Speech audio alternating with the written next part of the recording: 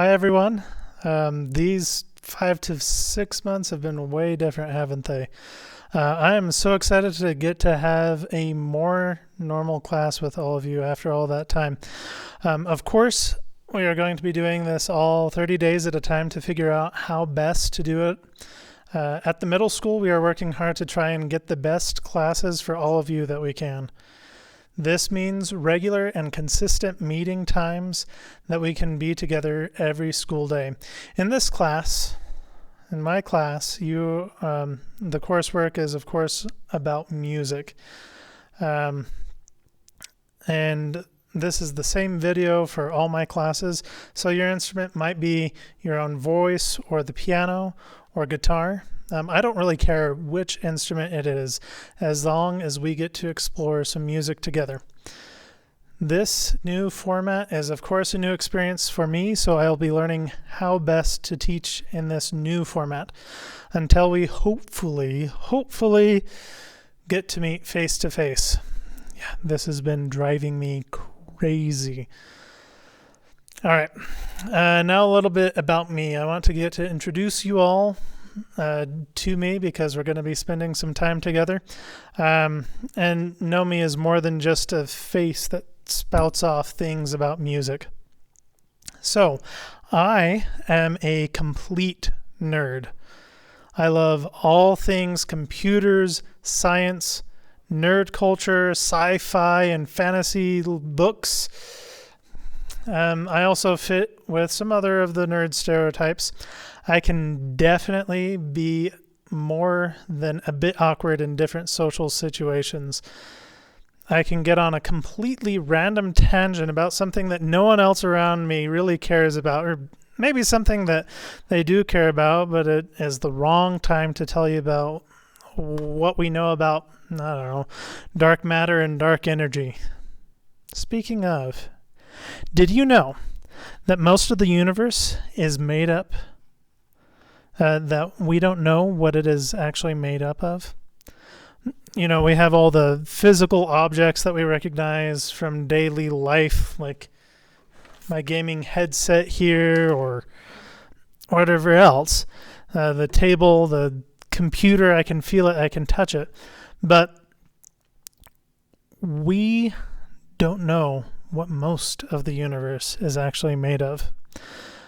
So most of the stuff that's matter and energy, so both matter and energy in the universe, is actually the stuff called dark energy. And when I was going to school, when I was in middle school, the best models that scientists knew about had them debating on whether the universe was going to keep expanding forever while still slowing down because of gravity, or whether everything was going to be sucked back in from all this gravity, the force that keeps the galaxy together and our solar system and the Earth around the sun and us, from falling away from the Earth. So someone decided to actually measure this question. Were things going to keep on expanding? And if so, how much were they slowing down? Or was it going to get to a point where things were going to come back together? And what they found blew their minds and everyone else's mind at the same time. Things were actually speeding up, getting further and further away from each other. Right? When you have two things, they like to come together from gravity. But if they're far enough apart, they're actually going to... So the Big Bang starts like this, and it goes apart from each other. And then we expect it to slow down, right? Because the gravity is trying to pull it back together. Instead, what they found is that it blows apart, and the gravity is there, but it keeps on going faster and faster as time goes on, as we get further apart.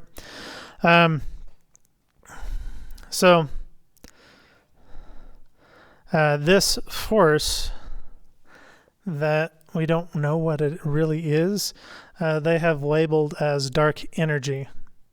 And they don't know what it's made of, or possibly, and this is an interesting thing to think about, what it is about space that makes the dark energy. So there might be something about space itself that makes dark energy. Now the scientists, through their models, think that everything is going to end up going away from each other faster and faster instead of slowing down or even coming back together. They would call this coming back together the big crunch instead of the big bang that started things out. See, I get off on random tangents. You should still be learning from this, though, if I start talking random things. The moral of the story is, if you have something you are curious about and you work hard and methodically to explain it, you could very well change the way that we all see the world. This is true in music, too. Music is a creative process that can lead to new views of the world for both you and, if you're lucky, an audience. But just like those scientists, creating music that is truly innovative requires hard work and creativity. All right, so let's learn just a little bit more about me. I am married to Jenny McNeill, and we have 3 boys together. They are 7, 5, and 2 years old, and they are definitely a handful right now. But we love raising them. I really like my technology, and I enjoy my video games. I like to ride my bike for exercise. Riding the bike is more efficient with my time going back and forth to work than in a vehicle. I get to go where I need to, and I also get to exercise at the same time, and exercise usually isn't my favorite thing. I have been on kind of a self-improvement kick here recently, and it is not to be more successful, whatever that really means, but it's to be who I really want to be. I try to think about life and what living my best life means, living consciously and thinking about all my choices. If you have any questions for me, I can talk about me all the time. I kind of like me most of the time. Leave them in the classroom stream. Expect some work about music in the class on Monday, but for now, we can get to know about each other a little bit more. This is Mr. McNeill signing off. Be better than you were yesterday.